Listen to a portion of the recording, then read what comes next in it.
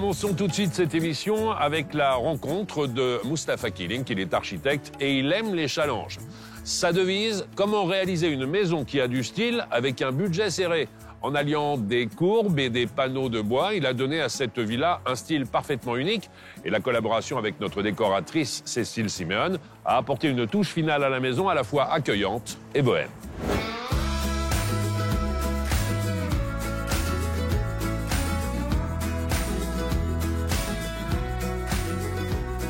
Bonjour Mustapha. Bonjour Stéphane. Ravi de vous rencontrer. Enchanté. Et merci de nous accueillir devant cette maison que vous avez conçue. Vous êtes architecte. Oui. On est parti quoi, d'une ancienne maison qu'on a rasée pour reconstruire ceci ou sur un terrain nu? Non, pas du tout. C'est le découpage d'une parcelle d'une maison qui était juste située derrière. On est dans un lotissement ici. Donc c'était un petit découpage de 900 mètres carrés. Et on a construit cette maison totalement en limite de propriété. Ce qu'on a d'abord demandé d'ailleurs de modifier le cahier de charge du lotissement. Combien de temps il vous a fallu pour la construire? Alors, c'était parti sur 12 mois. Ça a duré 15-16 mois. Vous allez me dire que vous étiez dans la période de confinement? Exactement.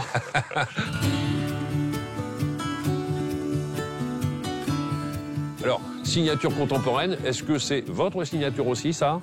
Je cultive pas forcément une signature en tant que telle. Toutes les maisons qu'on conçoit dans notre bureau sont assez différentes, sont très liées à leur contexte. Il y a beaucoup de discussions avec les propriétaires. Souvent, ils nous apportent leur environnement, leurs idées, leurs intuitions, etc. Et puis, on essaie de traduire ça sur le projet. Et ce qu'on a essayé de faire ici, c'est d'essayer de comprendre ce qui motivait un petit peu les propriétaires dans leur future maison. Ils avaient des aspirations dans le mobilier, dans le design, dans l'art.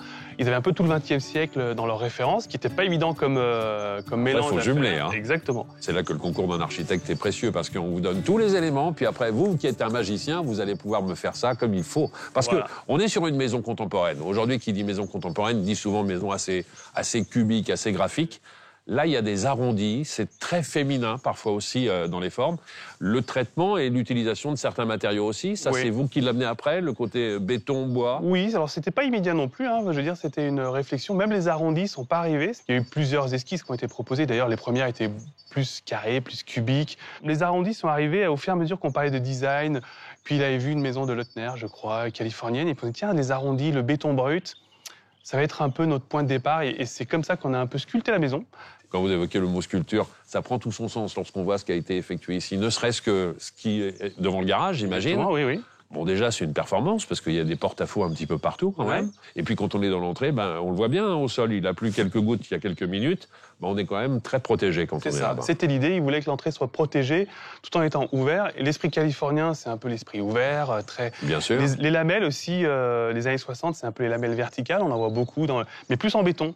Donc, on a réinterprété ça de quelque chose d'un peu plus contemporain, avec des lamelles métalliques qui reprennent les codes couleurs qu'on voit dans les menuiseries et autres. Lamelles métalliques en haut, lamelles en bois sur toute cette partie bardage. Oui, oui. C'est quelle essence de bois, ça? C'est du mélèze naturel, brut, c'est-à-dire comme le béton brut. Et les deux se mettent très bien en contraste, d'ailleurs. Allez, continuons à visiter la maison par l'extérieur.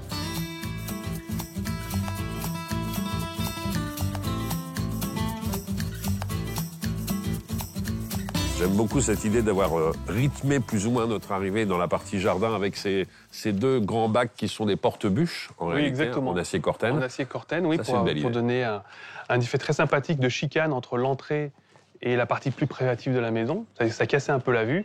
En même temps, il stockait le bois pour sa cheminée qui voulait à l'intérieur. Alors, on retrouve le bardage bois sur cette partie-là de la maison. Oui. Ce que je découvre maintenant, ce sont les grandes casquettes qui ont été réalisées et qui vont, bien sûr, abriter la maison. Vous le disiez, on est plein sud ici. Hein. On est plein sud, donc on a voulu une maison bioclimatique, c'est-à-dire très ouverte au sud, qu'on doit protéger avec une casquette, évidemment, qui est assez fermée au nord. Et cette casquette, c'est un défi un peu technique quand même, parce qu'elle est d'un seul tenant entre l'intérieur et l'extérieur, dans laquelle on a même fait un insert négatif pour pouvoir mettre la baie vitrée pour qu'elle soit la plus discrète possible entre le salon, entre l'intérieur et l'extérieur. Alors je reviens sur ce que vous me racontiez tout à l'heure, les souhaits des propriétaires, les encadrements de fenêtres et tout. Voilà, oui, c'est très apparent à l'étage, on va voir. C'est ça, on a le côté cadre de fenêtre. Alors, on a voulu regrouper toutes les fenêtres dans un seul cadre. L'idée, c'était que le bas était très vertical, des fenêtres toute hauteur, et les chambres dans un registre un peu secondaire vis-à-vis de l'effet principal de la terrasse en bas, sont recouvrés dans un cadre béton qui reprend les codes années 40, 40-50. Racontez-moi un peu comment se compose la maison. Il y a combien de mètres carrés en tout à peu près? On a autour de 210 mètres carrés habitables. Oui. Vous me le disiez tout à l'heure, vous n'êtes pas omnubilé par les maisons contemporaines. Vous ne faites pas que ça. Non. Est-ce que vous faites d'ailleurs uniquement des maisons pour des particuliers ou est-ce que vous êtes sur d'autres secteurs? Non, on est sur différents secteurs et on a des projets de théâtre, d'école, de logement. Et vous faites combien de maisons de particuliers par an? 4-5. Bon, ça veut dire qu'on sera amené à se revoir sur Certainement, Lyon. oui. Bah, j'imagine bien. On va, malgré tout, parler de cette maison et d'une combinaison qui est intéressante aussi, c'est-à-dire que j'évoquais tout à l'heure ce petit rythme qui a été proposé par le propriétaire, avec, je crois, le concours d'un paysagiste. C'est ça. Exactement. Et pour cette maison, de la même manière, vous vous êtes occupé vraiment de la construction de la maison. Oui. Et sur toute la partie plutôt intérieur, agencement, décoration, ils ont souhaité faire appel aussi à une décoratrice Exactement. que l'on connaît bien dans l'émission, je crois, Cécile Simeone. Gageons que Cécile a fait un beau travail à l'intérieur. Et On j'ai serait pas fait déçus. confiance à 200%. Merci mille fois. Merci Stéphane. Merci. Je vais la retrouver maintenant Ouais. le matin dans la cuisine. Coucou Cécile. Bonjour Stéphane, ça va? Tellement content de te retrouver. Eh ben oui, moi c'est un grand plaisir aussi. Et tu sais que tu m'as manqué. Mais oui, t'étais trop long. Mais terriblement. Bon, en revanche, je remarque avec plaisir que tu ne chômes pas, Non. que les projets s'enchaînent. Oui. Et c'est plutôt une bonne chose. On va s'intéresser à ce projet, on parlera des autres d'ici quelques instants. Là, c'est un bel écrin, Oui. une belle maison. Et on te demande de l'habiller à l'intérieur. Ouais. C'est un beau cadeau, ça, quand même. Hein. Moi, j'ai été très inspirée quand les propriétaires sont venus me voir et m'ont présenté les plans de l'architecte. J'ai tout de suite vraiment été séduite et inspirée vraiment par rapport à la structure de la maison. Et la suite était toute faite dans ma tête assez rapidement. Est-ce que d'ailleurs, c'est plus facile d'arriver dans une maison nue, dans un premier temps, où il y a tout à faire, plutôt que de se dire, finalement, il faut que je m'inscrive dans une histoire déjà existante et en raconter une deuxième, plus ou moins? Moi, je trouve que les deux sont intéressantes. Quand on arrive dans un écrin nu comme ici, on peut donner toute la dimension et toutes ces inspirations. Et quand on a des contraintes, c'est intéressant aussi, parce que ça fait sortir des idées qu'on n'aurait peut-être pas eues spécialement. Les deux sont intéressants. Bon, ça passe déjà par un énorme dialogue avec les propriétaires. Combien? Des jours et des jours de discussion pour essayer de bien cerner leurs envies. C'est pas que les envies en matière de mobilier, c'est les couleurs, c'est les matières, c'est les matériaux qu'on va utiliser aussi.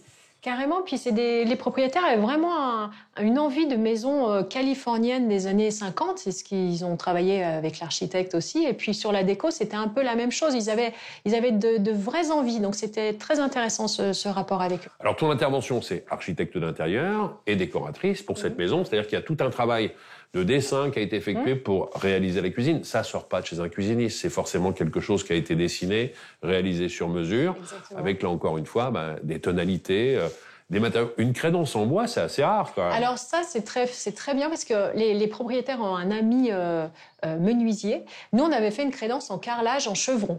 Et c'est lui qui a fait le chevron bois. Et vraiment, je trouve que ça fonctionne super bien.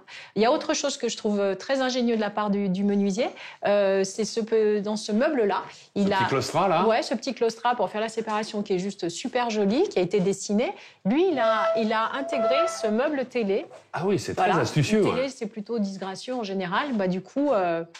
ça fonctionne vraiment bien pour la cacher quand ils sont dans leur cuisine et retourner quand ils sont à table. Grande cuisine ici, Ouais. avec un plan de travail qui est en pierre ou c'est de la pierre reconstituée, c'est quoi exactement? C'est de la pierre de Belgique. Pierre de avec, Belgique. Une finition avec une huile qui permet de la conserver noire comme ça et qui ne se tâche pas. Bien sûr. Grande cuisine, Voilà. et la salle à manger juste à côté, parce qu'il n'y avait pas nécessité à faire vraiment un grand îlot central et puis faire disparaître la salle à manger. Exactement. Moi, mon envie, ce que je leur ai proposé, c'est vraiment cette grande table. Et puis, ils aimaient bien aussi... pareil, cette table a été réalisée par leur menuisier avec du bois de récupération. Donc, on voulait vraiment de cette grande table un peu de ferme qui n'a rien à voir avec, finalement, les années 50 qu'on peut retrouver dans le meuble qu'on verra juste après. Et puis, j'avais vraiment envie de cette banquette, au fond. Ils ont adhéré tout de suite à l'idée. Alors, il y a quelque chose que je le vois d'ici, donc on le retrouvera après, mais c'est justement, encore une fois, la façon de créer un rythme. Avec la peinture ici, on a la partie blanche en haut, la partie ocre, qu'on va retrouver sur ce meuble qui a été agencé, forcément. Exactement. Donc, ce meuble, il permettait de se séparer de l'entrée sans vouloir... L'idée, c'était vraiment de laisser quand même une grosse circulation dans cette maison, dans ce premier niveau. Donc, on voulait garder une ouverture qui ait une vue tout de suite dans la cuisine, sans pour autant y être tout de suite. Et puis, on a profité de ce meuble pour créer quand même un maximum de rangement et garder utile. Parfait. On passe dans la pièce voisine. Allez. Et on continue à à tout décrire, point par point. On va parler de cloisonner sans séparer pour autant. Ouais. Bah ça, voilà la preuve. Ah bah là, ce meuble, il a vraiment une place capitale un peu dans cette entrée, ce salon, enfin un petit peu tout ce rez-de-chaussée, parce qu'effectivement, on ne voulait pas cloisonner. Et quand même créer une vraie entrée. Parce que je trouve que c'est important de ne pas se retrouver directement dans le salon. Bien sûr.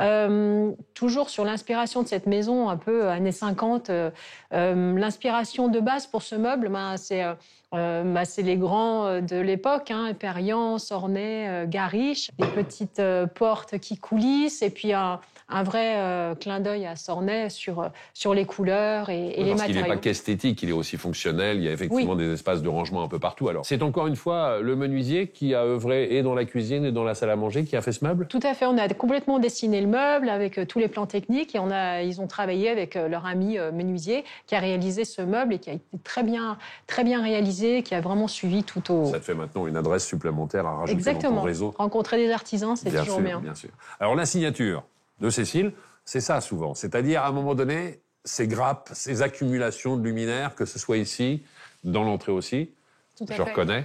C'est vrai que moi, les clients, quelquefois, ont souvent peur qu'il y ait trop, que ce soit trop gros. Ils ont toujours cette appréhension un peu, ce qui est complètement faux, en fait. Un luminaire, il doit au contraire prendre de la place, surtout quand on est au-dessus d'une table et qu'on n'est pas gêné par la circulation. Et moi, j'aime bien les grappes. C'est vrai qu'on les retrouve ici, avec ce très joli plafond en béton brut.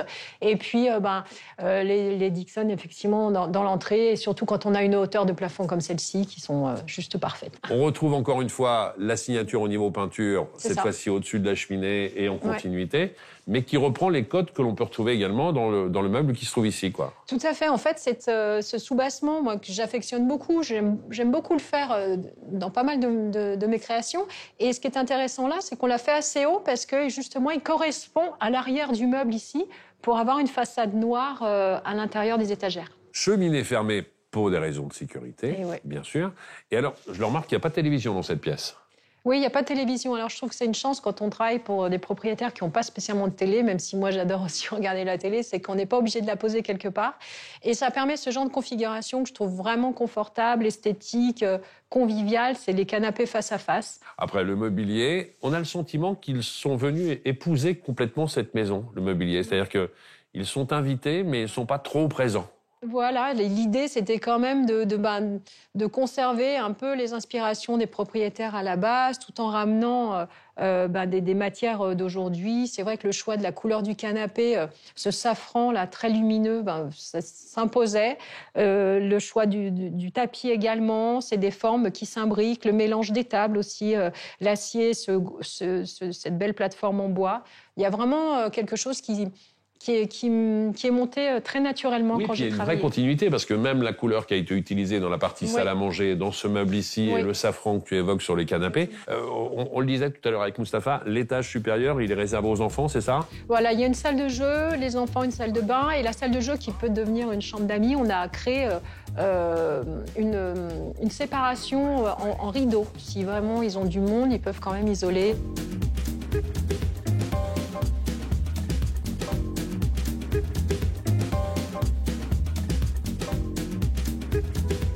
Ce qu'on va faire maintenant, c'est se diriger vers le fond de la maison, découvrir la chambre des propriétaires. Ce que j'aime beaucoup aussi, c'est cet arrondi. On l'a vu à l'extérieur avec ce petit bardage bois. On va le retrouver et on va avoir la même rondeur à l'intérieur, un peu comme un effet miroir. Exactement. Alors ça, l'architecte avait vraiment cette volonté de rentrer dans la maison. On a vraiment ce côté indoor, outdoor qui fonctionne bien et qui donne en plus, qui invite vraiment à partir par là en plus avec cette forme ronde. Alors j'imagine qu'à l'intérieur, il n'y a pas un escalier qui permet d'aller à l'étage supérieur. Je sens plus effectivement l'espace sanitaire, salle de bain. C'est ça, exactement.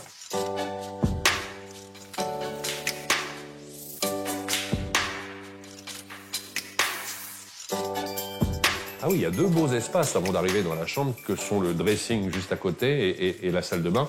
que tu as entièrement aussi redécoré et repensé. Tout à fait. Donc la salle de bain, on est parti sur un joli plan de travail en terrazzo, puis des couleurs un petit peu sur ces verts. Et puis au niveau des luminaires aussi, on a pensé toujours à cet esprit un petit peu 50. Et puis aussi sur les arches, des miroirs qui comptaient beaucoup aussi dans le style de la salle de bain. Et le dressing, c'était important pour eux, donc c'était un vrai plaisir de le travailler. Souvent, les gens le zappent un peu. Là, c'est vraiment un petit écrin avec un vert profond aussi, des jolis rideaux. Et puis, on retrouve aussi ces grappes de luminaires. Alors, on s'appuie sur les compétences, à savoir le menuisier qui a déjà fait pas mal de choses dans les autres pièces. Puis tu t'es dit, je l'ai sous la main, je continue. Voilà, donc il y a une jolie tête de lit qui a été traitée en bois brûlé, vraiment noir, donc ça souligne bien. Moi, j'aime beaucoup, encore une fois, cette ligne noire qu'on a pu découvrir chez moi aussi. J'aime bien la travailler chez mes clients parce que je trouve qu'avec peu de choses, ça apporte surtout, encore une fois, de la hauteur supplémentaire là où il n'y en a pas forcément à la base. Exactement. Et ça crée une structure sans être obligé de remettre du miroir ou du cadre. Tout de suite, ça dessine et ça crée une vraie décoration simplement par la peinture. Bon, là, je crois qu'on a bien fait le tour de la maison, mais je sais que tu en as encore un petit peu sous le pied parce que tu ne manques pas de projet, tu ne manques pas de réalisation et tu vas me raconter tout ça. Retournons profiter de la piscine.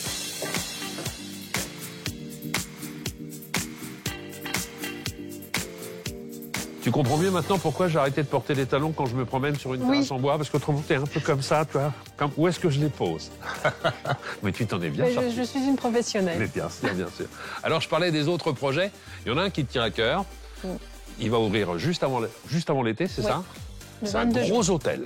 Oui, un gros hôtel. Là, on travaille sur un hôtel à Bordeaux. Il ouvre le 16 juin et il y a une inauguration le 22 juin. Très bien. Donc, combien de chambres? On est à 50 chambres, 60 chambres, j'ai un doute parce qu'il y a des lodges aussi. Et elles sont toutes personnalisées ou est-ce qu'il y a une thématique un peu globale? Alors là, le but, c'était de ne faire aucune chambre similaire. Donc il y a eu un gros travail de recherche en déco à tout point de vue. Vraiment, ça a été un gros job. Là, on est dans la dernière ligne droite. Exactement. C'est-à-dire qu'il y a pas mal d'allers-retours entre Lyon et Bordeaux en ce moment? Exactement, je passe pas mal de temps à Bordeaux. Bon, merci de nous avoir accordé un peu de ton temps, alors. Merci à vous. Je te fais un gros bisou. Merci à toi. À bientôt. À très bientôt. Ouais, merci.